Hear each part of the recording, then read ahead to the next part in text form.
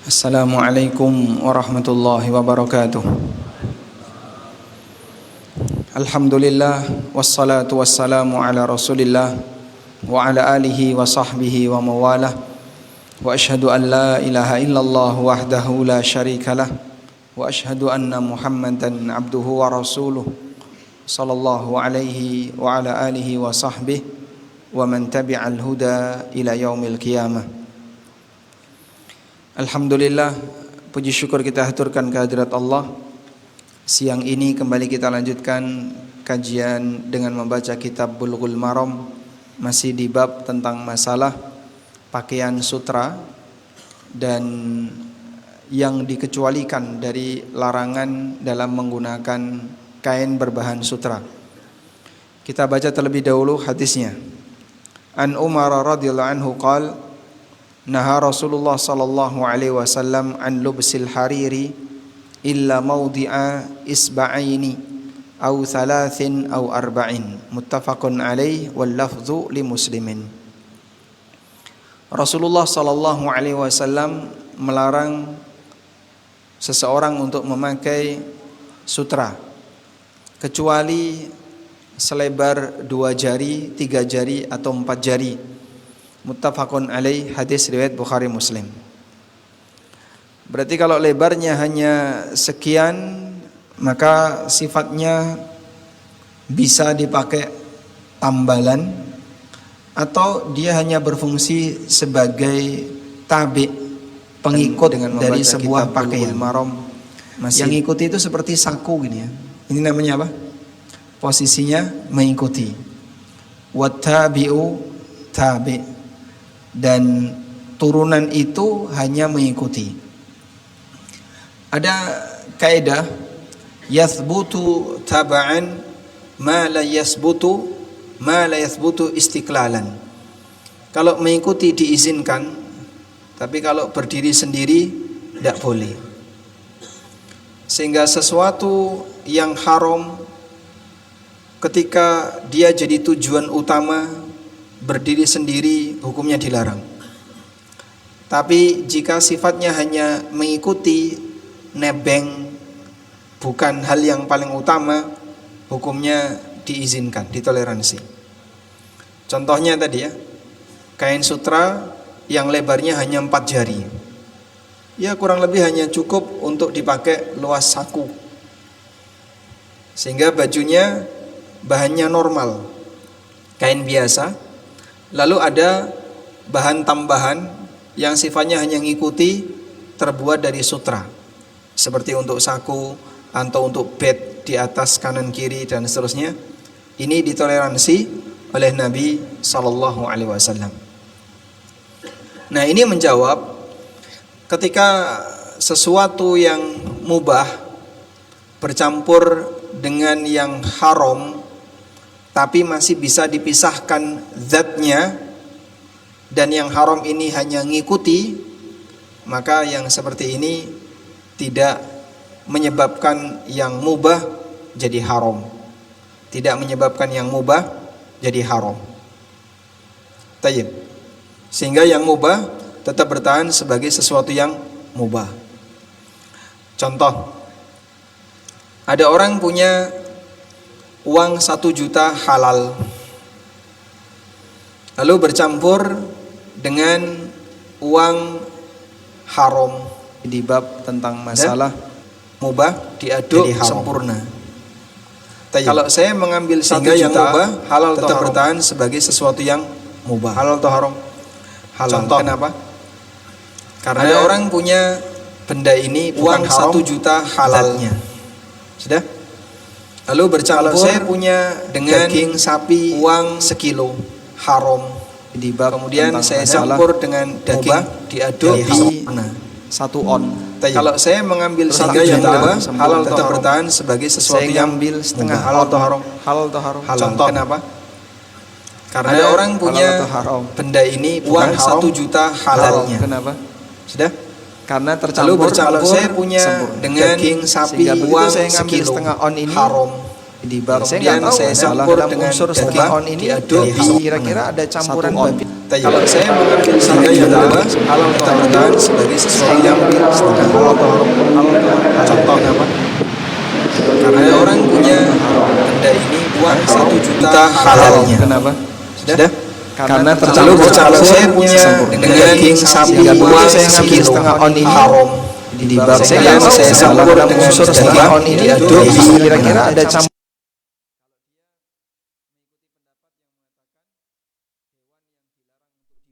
haram dikonsumsi. Berarti kapsul isinya semut tadi halal atau haram? Haram. Tapi kalau ada orang minum kopi kesemutan, campuran babi. Kira-kira ada camut di situ. Ada yang berenang, ada yang tenggelam. Terus dia minum, ngikutlah semut itu. Berarti kapsul isinya semut tadi halal atau haram? Halal. Haram. Tapi kalau ada orang minum kopi kesemutan,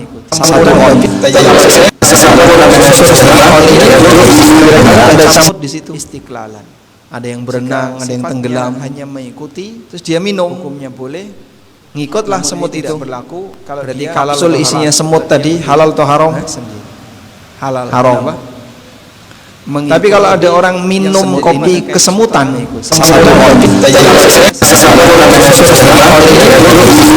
ada camut di situ. Istiqlalan. Ada yang berenang, ada yang tenggelam, hanya mengikuti. Terus dia minum, hukumnya boleh. Ngikutlah semut itu. Berlaku. Berarti kapsul isinya semut tadi halal atau haram? An-Nabiy sallallahu alaihi wasallam rakhasa li Abdurrahman bin Auf wa Zubair fi qamisil hariri fi safarin min hikatin kanat bihima, muttafaqun alaih. Nabi sallallahu alaihi wasallam memberikan keringanan, memberikan rukhsah untuk Abdurrahman bin Auf dan Zubair bin Awam dalam memakai kain sutra karena gatal yang mereka alami fi safarin, ketika dalam perjalanan safar. Baik. Sehingga dalam hal ini Rasulullah sallallahu alaihi wasallam mengizinkan sahabat Abdurrahman bin Auf dan Zubair bin Awam yang merupakan sahabat yang dijamin masuk surga untuk memakai kain sutra dengan alasan adanya al-hajah al-masah, kebutuhan yang mendesak. Apa kebutuhan mendesaknya? Mereka gatelen. Kalau pakai kain biasa, gatelnya makin parah. Maka untuk meredam gatel itu, mereka menggunakan kain sutra. Dan kain di masa silam tidak selembut kain di masa sekarang. Teknologi produksi kain dulu tidak lebih hebat dibandingkan teknologi produksi kain di zaman sekarang. Sehingga sekarang kita bisa pakai kain dengan ketebalan yang relatif tipis, ringan.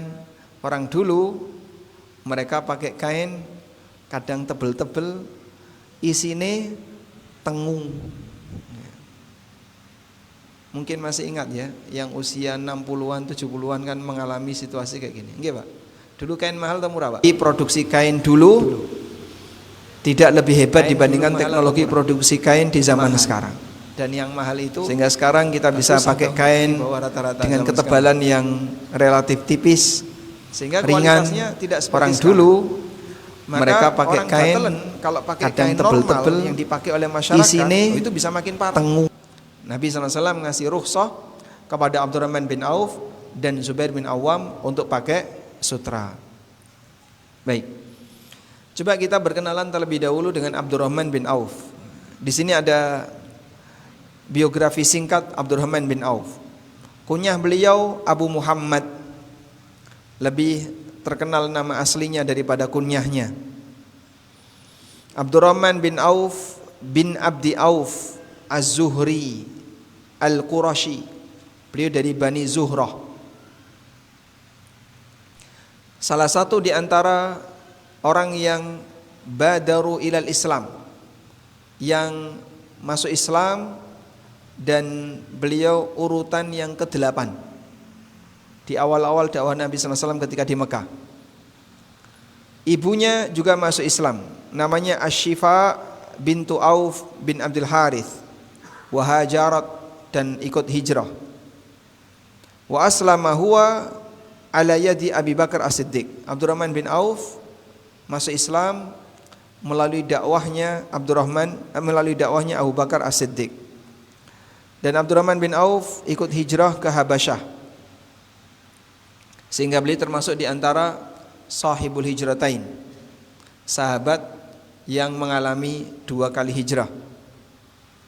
Wa syahidal masyahid kullaha, beliau ikut berbagai macam peperangan bersama Nabi sallallahu alaihi wasallam. Wa thabata ma'ahu yauma Uhud, dan bertahan melindungi Nabi sallallahu alaihi wasallam ketika peristiwa perang Uhud. Wa shalla khalfahu an-nabiyyu sallallahu alaihi wasallam fi ghazwati Tabuk, dan Nabi sallallahu alaihi wasallam pernah salat di belakang Abdurrahman bin Auf ketika peristiwa perang Tabuk. Wa atamma ma fatahu wa huwa ahadul masyhud lahum bil jannah. Kemudian Nabi sallallahu alaihi wasallam menambahkan kekurangannya. Jadi waktu itu Abdurrahman yang jadi imam, karena Nabi sallallahu alaihi wasallam dan Abu Bakar enggak ada. Abdurrahman bin Auf yang jadi imam. Ketika Nabi SAW datang bersama Abu Bakar, sudah ketinggalan sekian rakaat, sehingga yang jadi imam Abdurrahman, di belakangnya ada Nabi Muhammad SAW yang masbuk. Setelah Abdurrahman selesai, Nabi SAW melanjutkan kekurangannya. Dan beliau termasuk di antara orang muslim yang kaya, alladzina yunfikuna amwalahum fi sabilillah, yang menginfakkan hartanya di jalan Allah. Meninggal pada tahun 31 Hijriah, ada juga berpendapat tanggal 32 Hijriah, radhiyallahu anhu wa arda. Sekarang kita baca Az-Zubair bin Awwam. Az-Zubair ibnul Awwam bin Khuwailid al-Asadi al-Qurashi, sahabat yang sangat pemberani, salah satu dari 10 sahabat yang dijamin masuk surga. Ibunya bernama Sofiyah bintu Abdul Muttalib, bibi Nabi sallallahu alaihi wasallam. Aslamat wa aslama huwa qadiman. Zubair masuk Islam, ibunya juga masuk Islam di awal-awal dakwah di Mekah, melalui dakwahnya Abu Bakar As-Siddiq. Abdurrahman bin Auf ikut hijrah ke Habasyah, sehingga beliau termasuk di antara sahih. Ketika itu usianya Zubair 16 tahun. Saat Zubair masuk Islam, usia Zubair 16 tahun. Wa udziba liyatruka dina, pernah disiksa untuk meninggalkan agamanya. Falam yaf'al, tapi Zubair bin Awwam tidak bersedia. Lalu ikut hijrah ke Habasyah, hijrah 2 kali, dan mengikuti semua peperangan bersama Nabi sallallahu alaihi wasallam, termasuk juga yang menjadi tameng hidup Rasulullah sallallahu alaihi wasallam saat di peristiwa perang Uhud. Beliau terbunuh pada peristiwa perang Jamal, sahabat di Lam Yaf'al, daerah Basrah, pada tahun 36 Hijriah, radhiyallahu anhu wa arda. Nabi Zubair bin Awwam hijrah selanjutnya peristiwa perang Uhud. Fikih yang bisa kita ambil dari rukhsah yang diberikan Nabi sallallahu alaihi wasallam kepada Zubair bin Awwam dan Abdurrahman bin Auf.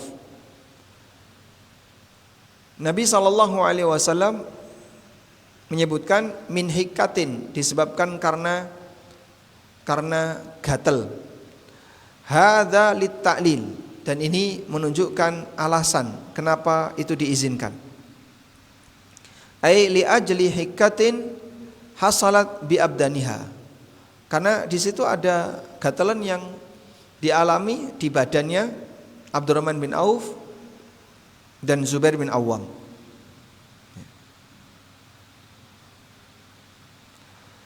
Selanjutnya, di situ disebutkan fi safarin, ketika safar. Dalam riwayat yang lain fi ghazatin, ketika peristiwa perang. Wa qad warada fi riwayatin, dan terdapat dalam riwayat yang lain, annahuma syakau ila Rasulillah sallallahu alaihi wasallam al-kummal. Rasulullah sallallahu alaihi wasallam mendapatkan pengaduan kepada atau dari dua orang ini berkaitan dengan al-kummal, dengan kutu yang ada di badannya. Farakhasa lahuma fi qamisil harir fi ghazatin lahuma. Lalu Nabi SAW memberikan keringanan untuk menggunakan kain yang terbuat dari sutra dalam perjalanan safar tersebut. Wa yajma'u bainahuma bi annal hukkah hasalat minal kummal. Nah, dan ini bisa kita kompromikan. Dalam riwayat yang lain tidak disebutkan adanya kutu, dan riwayat yang lain menyebutkan adanya kutu. Berarti gatalnya Zubair dan Abdurrahman sebabnya adalah kutuan. Fa nusibatil illatu taratan ilal musabbib wa hiya al-hikkah wa taratan ila sabab wa huwal kummal. Terkadang ilah bisa kita kembalikan kepada gatalnya, bisa juga dikembalikan kepada al-kummal, kepada kutunya. Baik.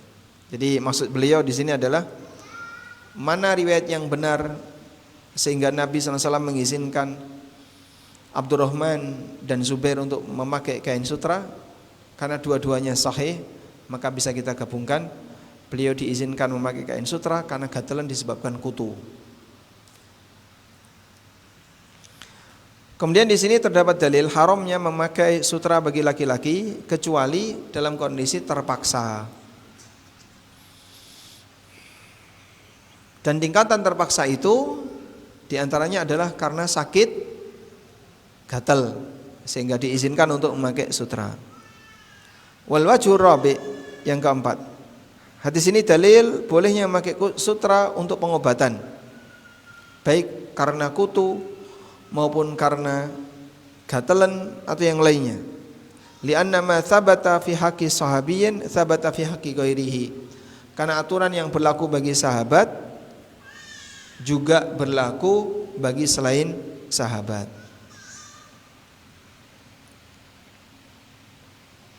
Wallahu a'lam. Baik.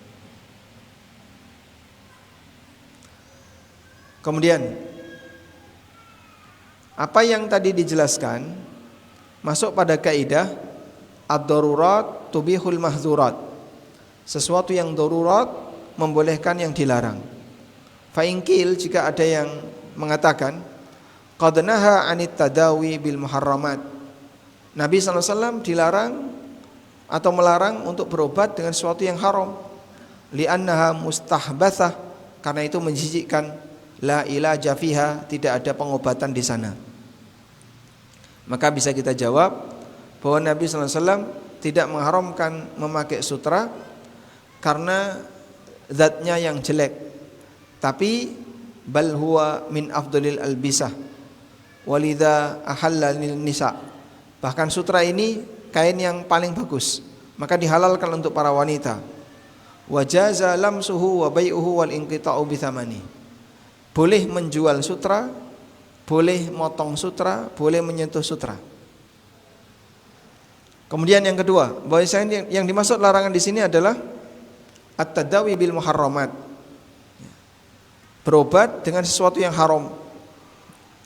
Mayudkhilu ilal jauf, yang apabila obat itu dikonsumsi caranya dengan cara dimakan. Adapun al-umur dhahirah, benda yang sifatnya lahiriah, fala tadkhulu fi hadza, maka tidak masuk dalam larangan ini. Wallahu alam. Walhamdulillahirabbil alamin. Baik. Jadi ceritanya begini ya. Bangun dulu, Pak. Ceramah kalau monoton, saya yakin Anda ngantuk. Tidak ada kontak mata antara saya dengan Anda. Itu kalau saya baca buku ya. Beberapa masyayikh ketika ngisi daurah, beliau textbook, buku itu dibaca saja. Bahkan saya pernah lihat di Masjid Nabawi ada salah satu profesor ngisi kajian Fathul Bari Syarah Sahih Bukhari. Pembacanya ada di sampingnya dan beliau duduk merem. Yang baca terus. Jamaahnya mungkin cuma 5 orang atau 6 orang, enggak banyak. Baca. Tambahan yang beliau sampaikan dikit sekali. Maka yang lain merem semua. Karena syekhnya juga merem. Yang melek paling yang satu ini, yang baca ini. Dan yang baca ini mahasiswa doktoral. Itu di Masjid Nabawi. Tapi seperti itulah suasana belajar ya. Sehingga terkadang kalau membaca teks saja kurang begitu disukai. Padahal bagi kita yang tidak hobi membaca, ya, dibacakan itu solusi terakhir sudah. Makanya ini kalau silakan Anda baca sendiri, mungkin nggak kebaca. Dengan hadir, duduk, dibacakan, itu solusi terakhir. Sudah nggak baca, dibacakan merem, jadinya apa itu? Tayyib. Sesuatu yang haram itu ada yang haram karena dikonsumsi. Ada yang haram karena pemanfaatan. Mana yang kira-kira lebih berat? Haram untuk dikonsumsi atau haram karena dimanfaatkan? Haram. Kalau sudah haram dimanfaatkan, maka dia tidak punya manfaat yang lain. Sehingga solusinya cuma satu, dibuang. Tapi kalau haram dikonsumsi, jika dia masih punya pemanfaatan yang lain, boleh dimanfaatkan yang lain. Bangkai itu nggak boleh dimakan. Dijadikan pupuk boleh nggak? Dijadikan pupuk boleh. Terus nanti Pak mangganya ini berbuah. Buahnya halal atau haram? Dikasih makan bangkai. Halal. Kenapa halal?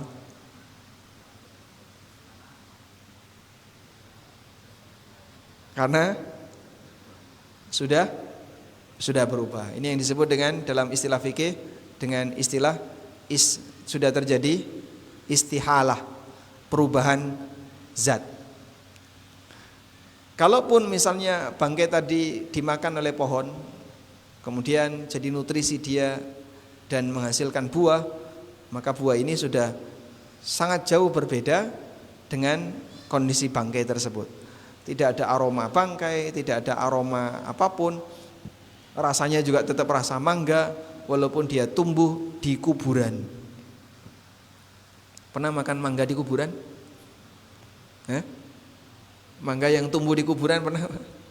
Kelapa yang tumbuh di kuburan pernah? Mungkin pernah ya. Rasanya apa? Rasa mayit atau rasa kelapa? Tetap rasa kelapa. Karena sudah terjadi ihalah atau istihalah, maka buah ini statusnya halal. Kalau dari sisi zatnya ya.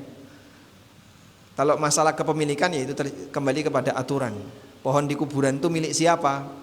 Itu kembali kepada aturan yang berlaku di masyarakat. Selanjutnya, sesuatu yang haram ini ada yang diharamkan oleh Allah karena alasan dia membahayakan bagi manusia. Sehingga ketika dia membahayakan bagi manusia, sedikit pun dilarang. Contohnya khamr. Khamr dilarang oleh Allah untuk dikonsumsi ketika di dunia. Dan khamr dilarang dalam rangka untuk menjaga akal. Setetes khamr boleh enggak? Tidak boleh. Nabi SAW mengatakan, ma askara kathiruhu faqaliluhu haram. Sesuatu yang jika dikonsumsi dalam jumlah banyak memabukkan, dan khamr dilarang dalam rangka untuk menjaga akal. Khamr, misalnya tetes khamr boleh enggak? Minum satu ukuran tutup ini mungkin tidak bikin mabuk. Dia mabuk ketika dosisnya misalnya 200 mili. Nah itu baru mabuk untuk orang dewasa. Kalau cuman satu tutup ini ya cuman semriwing saja, tapi tidak sampai mabuk. Boleh atau tidak minum cuma 1 tutup yang tidak sampai mabuk, tidak boleh. Minuman yang ketika dikonsumsi dalam jumlah banyak statusnya memabukkan, maka jika dikonsumsi sedikit hukumnya haram. Nabi SAW tidak ngasih toleransi. Karena itu khamr setetes maupun 2 tetes atau setengah tetes tetap haram. Sebab ini membahayakan. Tidak dikasih ruang sedikit pun untuk diperbolehkan. Ya? Beda dengan sutra. Sutra diharamkan sebagai ujian bagi hamba. Sehingga lelaki haram, perempuan boleh. Loh, kenapa lelaki haram, perempuan boleh? Apa beda kulit laki dan perempuan? Ya karena warnanya. Enggak, perempuan hitam banyak, lelaki putih juga banyak. Sehingga ta'lilnya bukan karena warna. Ilahnya karena apa kok sutra ini diharamkan? Allah menguji hambanya yang laki-laki terlarang menggunakan pakaian sutra. Nanti di surga baru dihalalkan. Dan salah satu di antara pakaiannya surga adalah diberi pakaian dengan istabraq, dengan sutra, wal harir, wad dibaj. Sehingga pakaian kebanggaan penduduk surga adalah sutra. Maka kamu dituntut untuk sabar. Sabar di dunia ini tidak boleh. Nanti di akhirat diizinkan. Kalau begitu, jika memang ini haram, kenapa Allah ciptakan? Sebagai ujian bagi kamu. Sejauh mana kau bersabar. Karena masih sering ada orang yang mempertanyakan gitu. Kalau Allah haramkan babi, kenapa Allah ciptakan babi? Kalau Allah haramkan anjing, kenapa Dia ciptakan anjing? Halal haram itu ketetapan aturan. Ketetapan yang sifatnya aturan. Sedangkan keberadaan ini hidup ada di muka bumi itu ketetapan takdir. Maka aturan diberikan dalam rangka ujian bagi hamba. Sejauh mana dia bisa bersabar menyikapi takdir Allah. Sebagaimana ketika dalam rambu lalu lintas ya, di jalan tol itu ada bau jalan, ada garisnya ya. Terlarang bagi pengemudi untuk mengendarai kendaraan di bau jalan. Kalau itu dilarang, kenapa dikasih garis? Udah biarin aja, nggak usah ada garis biar nggak ada bau jalan, kan jadi bebas. Mau kanan kiri zigzag silahkan. Ya, itu diberi garis.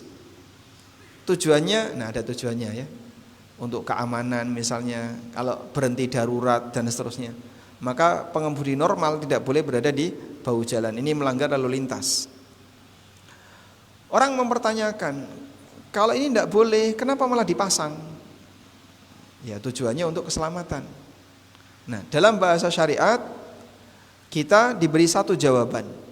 Jika memang ini dilarang, kenapa itu diciptakan? Jawabannya adalah karena ini ujian. Dan hidup di dunia itu isinya ujian. Seorang mengerjakan soal ujian, ada pilihan jawaban A, B, C, D. Kalau yang benar itu A, kenapa dikasih B, C, D? Ini menjebak dan menipu. Yang salah lebih banyak daripada yang benar. Pilihan ganda itu yang salah sama yang benar banyak mana? Banyak yang salah. Kalau emang yang benar itu jawaban A, kenapa Pak dosen harus ngasih B, C, D, E? Hapuskan saja ini, salah-salah ini. Nah, apa fungsi ujian kalau hanya ditunjukkan pilihan jawaban satu saja? Begitu? Nah, mungkin masih kesulitan bagi sebagian orang untuk menerima. Maka kalau sudah ada penjelasan seperti itu, mereka bicara hanya karena latar belakang hawa nafsu.